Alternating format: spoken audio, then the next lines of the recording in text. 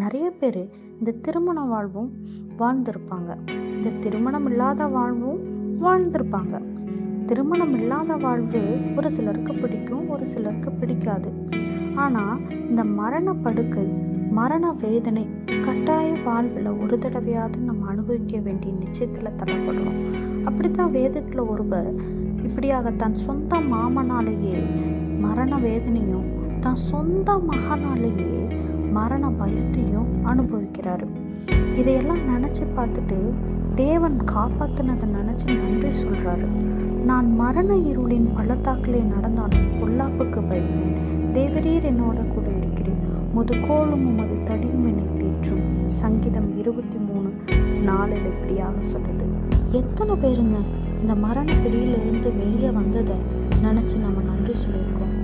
நன்றி சொல்லுங்க, தேவனை துதியுங்க.